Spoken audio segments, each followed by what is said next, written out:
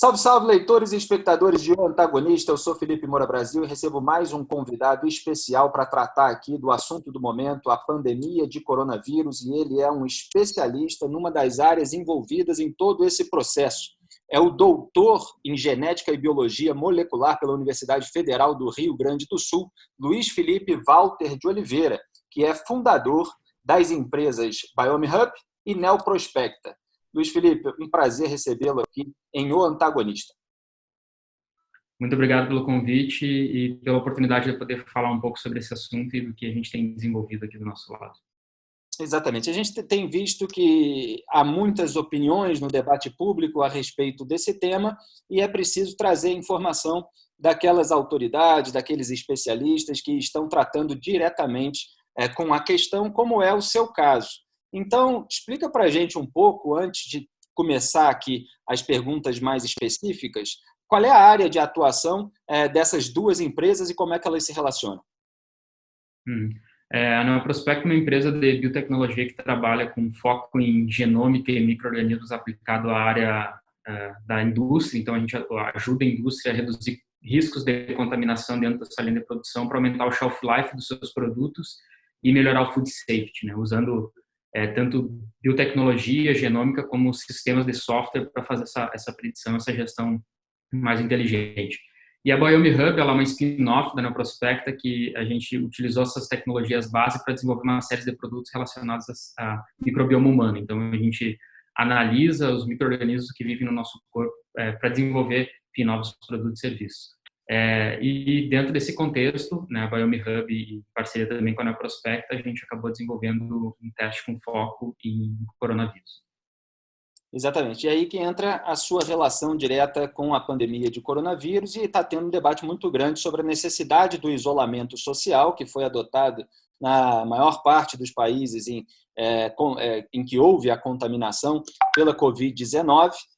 E dentro desse debate do isolamento social, surge também sempre a questão da testagem em massa, quer dizer, como é que as pessoas podem ter acesso ao teste para saber se foram infectadas pelo coronavírus ou não. E num país com uma população tão grande como a do Brasil, de mais de 200 milhões de habitantes, essa pergunta se impõe porque existe um problema prático aí para atender a toda essa demanda. Então, eu queria saber qual é a sua visão no sentido de solucionar esse problema. Quais serão os métodos de triagem para que haja o teste? Qual é essa relação do teste e da sua distribuição, da sua eficácia, com o eventual relaxamento das medidas restritivas, como o isolamento social temporário? Perfeito. Bom, primeiro eu queria falar um pouco sobre a questão do isolamento, né? Eu acho que é um tema que todo mundo discute e a gente vê bastante opiniões divergentes, né? Do que eu acompanho, do que a gente estuda e vê que a situação no Brasil, uma coisa que é importante é que todos os países que tiveram sucesso, eles mantiveram um sistema rigoroso de isolamento social. Então, a gente sabe, isso não é algo que é opinião, né? Isso é um fato. Se a gente for olhar na história recente agora dessa epidemia, foi isso que a gente consegue observar. E o outro ponto associado a isso é que com o isolamento social, a gente acaba gerando também um impacto muito grande com o aumento do risco da dispersão de vírus, que são todos os serviços essenciais, né? Porque a gente fala em isolamento social, mas ao mesmo tempo a gente, por mais que a gente entre nesse embate de que vamos afrouxar o isolamento, vamos começar a ter a produção sendo retomada, a gente também não pensa um pouco naqueles setores que são essenciais. Então, vamos pegar o caso da indústria de alimentos. Imagina se a indústria de alimentos ela parar. Ela não tem como parar, porque senão a gente não tem alimentos nos supermercados e a gente entra em colapso, né? Mesmo para o sistema de isolamento se manter, como eu acho que ele deve de se manter, pelo menos no curto prazo, a gente precisa que vários desses serviços se mantenham, né? E o que a gente vê agora com a dispersão do vírus é que vários desses serviços eles começam a ter risco de entrar em surtos, né? Então, a gente já tem casos da indústria de alimentos que fecharam por surtos de infecção do Covid-19, não só supermercados e vários outros serviços que são essenciais para que a gente consiga se manter com um mínimo de dignidade, digamos assim, dentro dessa estrutura de isolamento social, eles também apresentam uma certa criticidade. E o nosso objetivo, no primeiro momento, é ajudar todos esses serviços que são essenciais, utilizando uma análise mais massiva, a conseguir se manter de forma segura, né? Segura para os profissionais que precisam estar lá trabalhando e segura para a manutenção dos serviços, né? Para a gente garantir que as indústrias continuam produzindo alimentos, que as indústrias que produzem, por exemplo, medicamentos, insumos para os hospitais, para os postos de saúde, continuam mantendo suas atividades de forma segura. Então, o que eu vejo agora no primeiro momento que é crítico a gente aumentar a capacidade de análise, não é só também pelo sistema de saúde, que ele já está sobrecarregado, né, todos os pacientes que têm sintomas, mas a gente também precisa olhar para aqueles assintomáticos, que são as pessoas que vão estar lá no front trabalhando em todas essas áreas essenciais, que eles estão hoje sem nenhum respaldo para poder saber se eles estão trabalhando num ambiente que é seguro ou não é seguro, né, ou se está correndo o risco de ter um surto.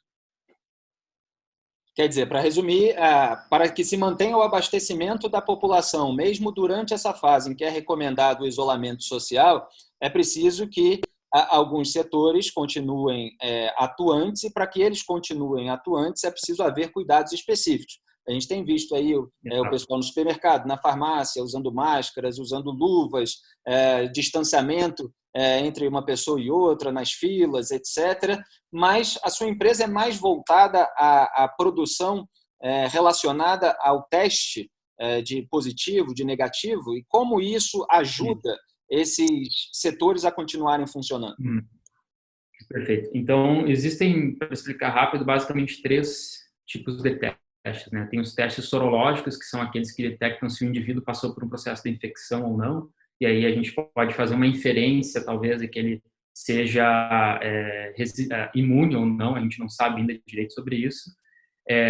Os testes que são do tipo anticorpo rápido para detecção do vírus, que eles têm uma sensibilidade bem reduzida e eles podem ser aplicados como um teste mais rápido, mas a sensibilidade é menor. E tem os testes moleculares, que são aqueles que a gente efetivamente identifica o material genético do vírus, que é esse que a gente faz, que é muito parecido com o que todos os laboratórios de referência hoje no Brasil e no mundo fazem para a identificação do Covid-19. E nesse contexto, o que a gente fez foi montar uma estratégia da gente analisar esses indivíduos em pools aleatórios, no qual a gente consegue, como a gente tem um volume muito grande ainda de indivíduos negativos, com um único teste, fazer a rastreabilidade de 16 indivíduos, por exemplo, e com isso uma capacidade que eventualmente seria de 100 análises, a gente consegue aí analisar 1.600 indivíduos em paralelo, né? Identificando grupos que sejam positivos, a gente consegue chegar no indivíduo que é portador do vírus. Então, essa é uma estratégia de a gente fazer análise em pool, assim que se chama o método, no qual, utilizando uma metodologia bastante sensível, né, uma das mais sensíveis que a gente tem disponível hoje, a gente consegue screenar um número muito maior, pensando nesses indivíduos assintomáticos, para conseguir rastrear de forma mais efetiva potenciais grupos de pessoas que estejam contaminadas com o vírus, para tentar de forma mais rápida colocar esses indivíduos em isolamento. Pensa na situação de uma indústria, né, no qual a gente tem lá 2.000 funcionários trabalhando 8 horas, um do lado do outro, e se a gente tiver um indivíduo que permaneça ali o tempo suficiente para criar um surto, ele pode fazer com que essa indústria pare e que todos os funcionários sejam contaminados. Então, o nosso objetivo é, de forma mais rápida, conseguir identificar esses indivíduos assintomáticos que estão trabalhando nessas indústrias que são essenciais, ou no serviços essenciais, como serviço de segurança, entre outros, que a gente precisa também monitorar as pessoas que estão à frente disso, e conseguir colocar essas pessoas em isolamentos de forma mais rápida, né? Esse que é o principal foco do nosso projeto, tanto do nosso teste como do projeto como um todo. Agora, a sua empresa atua em Santa Catarina. E essa produção que a sua empresa, que é privada, está fazendo, ela é capaz de ser expandida para o resto da população? Há outras iniciativas como a sua em outros estados brasileiros? Eu pergunto porque, obviamente, pessoas de todos os cantos do país têm essa preocupação e querem ter acesso a esse tipo de triagem para se sentirem mais à vontade para trabalhar na sua empresa respectiva. Sim. A gente está fazendo um esforço muito grande agora para tentar criar um POC, né, um projeto que mostre o potencial disso. A gente já começou a operacionalizar, então a gente quer usar aqui Florianópolis e principalmente Santa Catarina como um primeiro case rápido para mostrar que isso é possível de ser feito. E a gente já tem parcerias aqui com a UFSC e outras instituições para a gente achar formas de conseguir escalar de forma descentralizada, né? Eventualmente, da gente abrindo os métodos que a gente desenvolveu aqui dentro para que outros laboratórios e outros locais onde a gente tem infraestrutura necessária para fazer o teste consigam realizar. Então, nosso roadmap basicamente é tentar agora, nos próximos 30, 40 dias, colocar essa operação que não é simples, de pé, rodando muito bem, e depois tentar conseguir replicar isso em outros lugares do Brasil, se possível. E o teste em si, só para esclarecer, como é que ele é feito? Ele é aquele por via nasal que a gente tem visto na televisão? Isso, ele é feito uma coleta nasofaríngeo, né, via nasal lá na faringe. Hoje é necessário que seja feito por um profissional de saúde. Então, com esse swab, a gente acaba coletando partículas virais, né, que estão lá na faringe. A gente tem um processo que a gente faz que é para isolar o material genético do vírus, né, conseguir tirar o material genético dessa amostra. E, posterior a isso, a gente faz um ensaio bioquímico que detecta a presença desse material genético do vírus, né? Então, basicamente é isso. A gente precisa obter o material genético do vírus e depois fazer um ensaio para detectar se ele está presente ou não dentro dessa amostra. Então, é um processo que precisa de um laboratório, precisa de uma infraestrutura também que não é muito trivial de se conseguir para fazer isso, porque essa amostra é uma amostra que ela é chamada de nível de segurança NB2. A gente precisa de laboratórios de nível de segurança NB2 para poder processar esse tipo de amostra, devido ao risco de contágio que esse tipo de amostra tem, caso o paciente seja positivo. E houve alguma descoberta interessante para você na análise desse vírus? Alguma peculiaridade dele em relação aos demais? Qual é a sua experiência científica mesmo na análise desse caso? O que a gente faz a detecção do vírus e também tem feito alguns sequenciamentos de DNA aqui desse vírus, mas o que se sabe, e aí não é só relato aqui nosso, é o que a gente tem visto na literatura, é que existe um potencial muito grande desse vírus ter uma alta taxa de mutação, né? Então, aqui a gente tem já pensado em estratégias para que o teste a gente consiga manter o nível de especificidade, que a gente não detecte outro vírus, né, não confunda ele com outros, mas que também a gente consiga pegar eventuais mutações desse vírus, que o teste não pare de funcionar a partir do momento que esse vírus mude. Né? Então, esses vírus de RNA eles acabam tendo uma taxa de mutação muito alta, e esse é um risco, né? A gente acabar desenvolvendo um teste para um determinado vírus e ele mudar tanto que o teste pare de funcionar.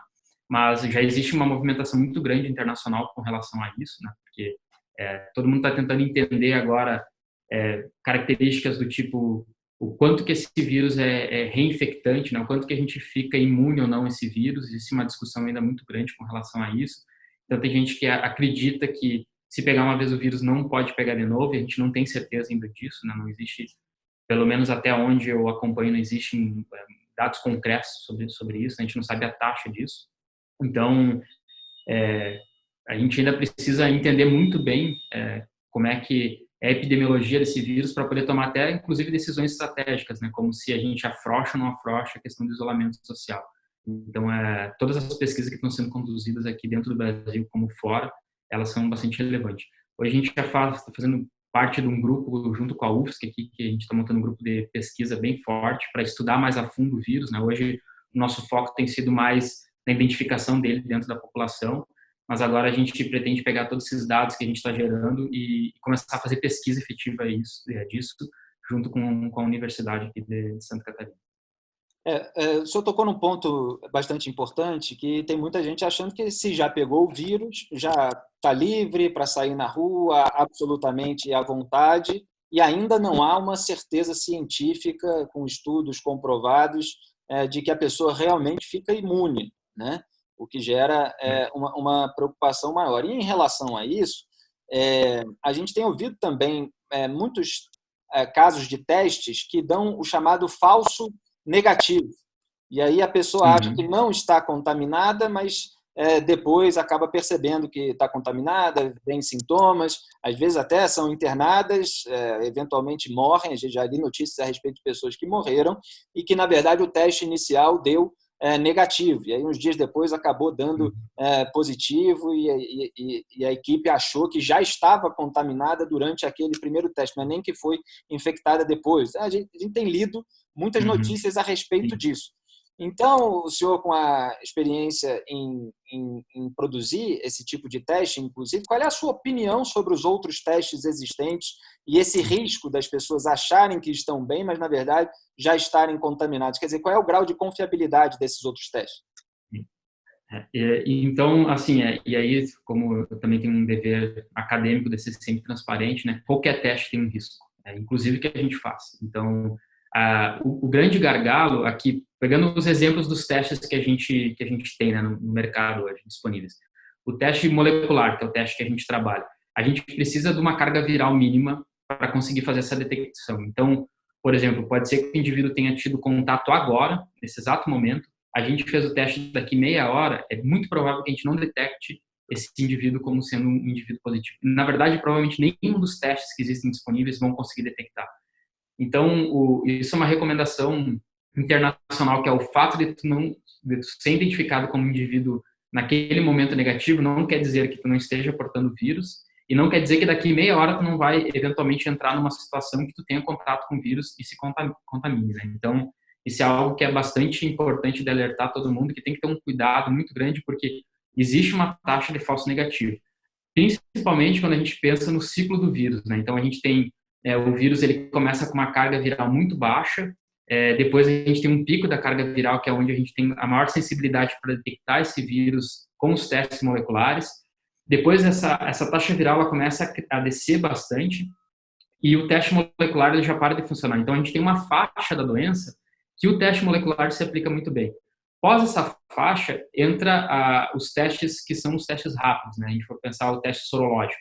Porque o teste sorológico ele vai funcionar muito bem, não no momento que a gente está com a infecção com o vírus, para identificar se a gente está infectado ou não. Mas ele ajuda a identificar se a gente já teve contato com o vírus e se nosso sistema teve uma resposta imune a esse vírus. Quer dizer, a identificação de anticorpos, né? Exato, exato. Então, ele não serve para a gente identificar pessoas que estão com o vírus, porque isso dá um falso negativo maior ainda. Ele serve, na verdade, para a gente fazer um estudo populacional depois das pessoas que tiveram contato com o vírus. Então, um dos problemas que ocorreram, inclusive, de estratégias que prefeituras e países adotaram, foi de usar o teste certo no momento errado, né? De achar que, por exemplo, um teste rápido, sorológico, se encaixa para te fazer identificação de indivíduos que são portadores do vírus, né, que são contaminados com o vírus. Esse é um erro muito grande. Aí a taxa de erro desse teste ele aumenta drasticamente. Então, todo teste ele tem um limite de detecção, ele tem uma fase da doença onde ela, digamos assim, é mais propícia para ser diagnosticada com esse método específico. Então, hoje não existe um método que a gente possa detectar todas as fases da doença. Cada método ele vai ter uma aplicação ideal de acordo com o ciclo do desenvolvimento do Covid-19. Né? Então, isso é algo que tem que ficar bastante claro para todo mundo. E um negativo não necessariamente quer dizer que seja negativo, pode ser que seja um falso negativo. Isso é fato. E qual é a sua opinião, tirando um pouco aqui da sua experiência na sua própria empresa, mas da postura do país, do Ministério da Saúde, para fornecer à população o maior número possível de testes de uma maneira, obviamente, planejada, estratégica, para que as pessoas possam ficar melhor orientadas, as empresas também possam funcionar da melhor maneira. A gente lê notícias de que está havendo negociações com outros países, aí às vezes um país entra na frente, como por exemplo os Estados Unidos acabou levando certos equipamentos comprados da China, que teriam vindo para o Brasil, aí o Brasil foi renegociar, tem outros países também envolvidos nessa compra e venda de equipamentos. Qual o senhor acha que é o melhor caminho para o país seguir para ter a melhor estrutura e abranger o máximo de população? Eu tenho que fazer um parênteses, talvez, assim, não falar tanto das políticas externas, né, que eu acho que, assim, o Brasil podia talvez estar se posicionando bem melhor, porque eu acho que o Brasil começou com uma posição boa com relação à tomada de decisão do isolamento, inclusive tem cidades e estados, a gente for pegar aqui Santa Catarina, sem querer puxar um pouco a brasa para cá, mas foi um dos primeiros estados que tomou uma postura mais forte, consistente com relação ao Covid-19. Mas uma coisa que para mim está claro é que o Brasil precisa voltar a investir em tecnologia. Né? Hoje, um dos maiores gargalos que a gente tem no Brasil é que a gente precisa buscar muita coisa de fora. E eu acho que esse momento vai ser um momento no qual eu espero que os nossos governantes eles reflitam sobre todas as políticas industriais no Brasil que foram na contramão nos últimos, sei lá, 20, 30 anos, no qual o Brasil se desindustrializou de forma vertiginosa, e também no fomento ao desenvolvimento de pesquisa. Se o Brasil hoje tivesse uma pesquisa científica muito mais forte, tivesse um apoio realmente muito mais forte, provavelmente a gente já teria conseguido responder de forma muito mais significativa, né? Então, acho que são duas coisas assim que eu vejo que são problemas eventualmente históricos, inclusive do Brasil, que levaram a gente a chegar nessa situação de ficar à mercê de esperar o Trump ou a Alemanha liberar insumos para a gente receber aqui para poder realizar os testes. Então, esse para mim é o maior gargalo que a gente enfrenta hoje, olhando do ponto de vista técnico, né? Que a gente é muito refém, tecnologicamente falando, dos outros países, principalmente Estados Unidos, Alemanha e recentemente mais da China também. Então, acho que esse é um ponto assim que a gente tem que rever, porque surtos vão acontecer novamente. Eu espero que a gente, o próximo, já tenha aprendido isso e tomado algumas ações.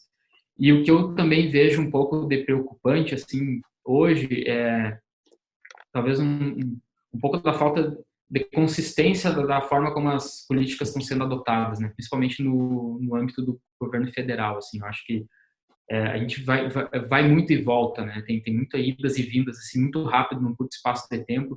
E isso acaba prejudicando bastante também a tomada de decisão dos descentralizados, né? Como dos estados e dos municípios. Então, eu acho que o Brasil tem um time técnico muito bom.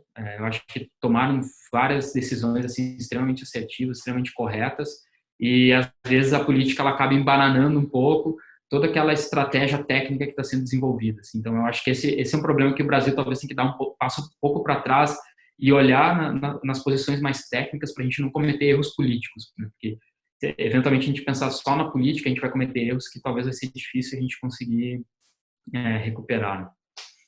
Essa busca de autonomia dos países me parece que vai ser um movimento natural, né, de consequência dessa pandemia de coronavírus. Muitos países estão se dando conta de que eram dependentes de outro e que, nessa circunstância, isso prejudica muito, né, essa dependência. Então, o Brasil também vai ter que se preocupar com isso.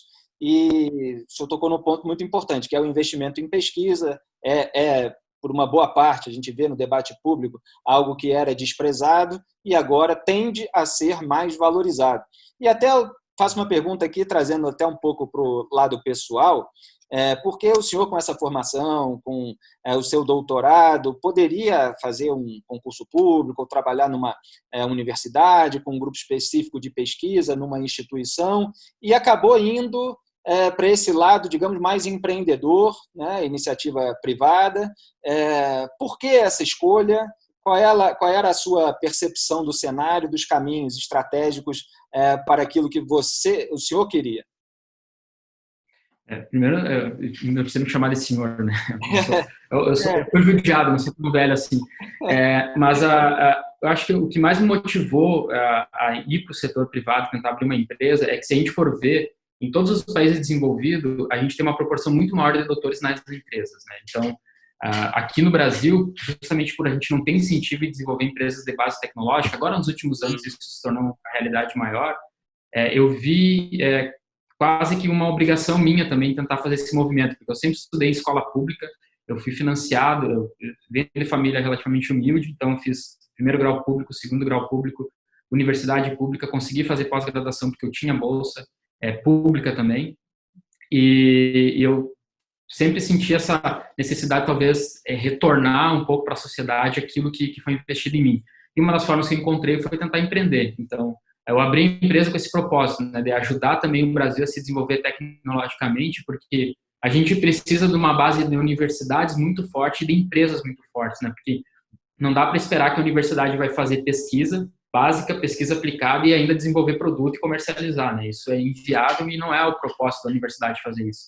E a gente precisa de um movimento em que a gente tenha maior número de doutores nas empresas, porque isso é que vai fazer com que a gente efetivamente leve o Brasil para um novo patamar de inovação, né? A gente precisa ter pessoas técnicas qualificadas dentro das empresas, não só dentro das universidades.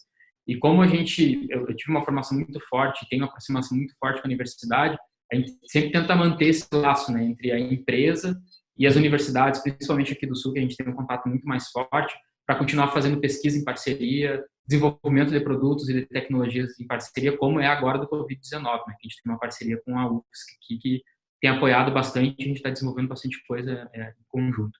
Então, a minha intenção de ir para a iniciativa privada foi justamente de levar um pouco de ciência e de tecnologia para o setor produtivo. E pelo fato de ser, obviamente, uma empresa da iniciativa privada, tudo que você está produzindo lá, como esses testes, tem um preço. Obviamente, tem um custo de produção, o custo de pagamento de toda a equipe que trabalha com você na sua empresa. E o que você pode revelar para a gente de preço em relação a esses testes? É caro? Você busca a melhor maneira de gerar um custo-benefício? Como é que está essa situação nesse momento? Hoje, uma das coisas que a gente decidiu fazer, né, que tem alguns laboratórios até de pequeno porte, todos os grandes estão trabalhando de forma bem séria, não abusar do preço, né, que eu acho que é uma coisa que a gente não pode fazer agora, nesse momento, é tentar explorar comercialmente um problema grave que a gente está vivendo socialmente.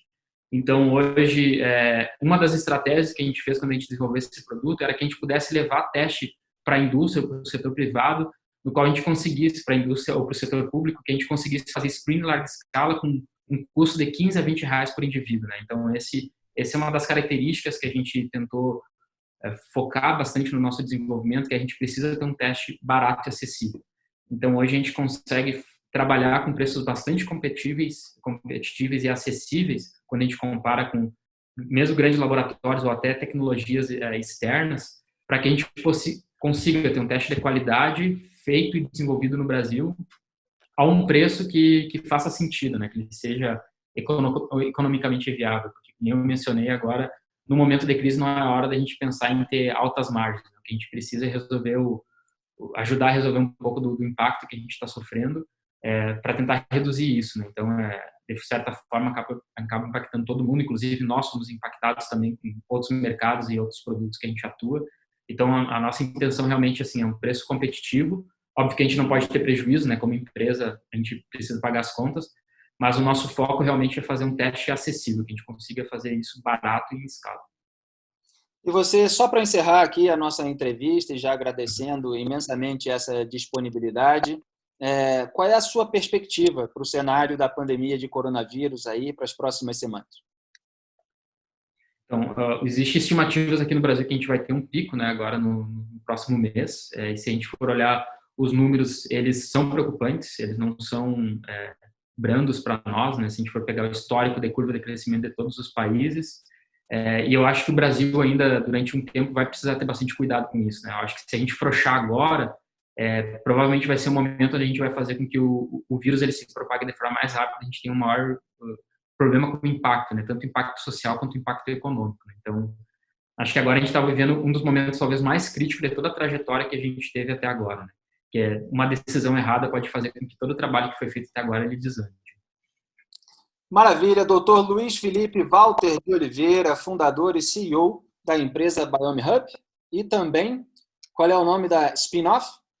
Neoprospecto. Exatamente, falei certo. Muitíssimo obrigado por essa entrevista, certamente esclareceu aí esse assunto técnico que exige que a gente traga as informações de quem entende. Muito obrigado, bom trabalho. Obrigado, um abraço. Tchau, tchau. Um abraço, tchau, tchau.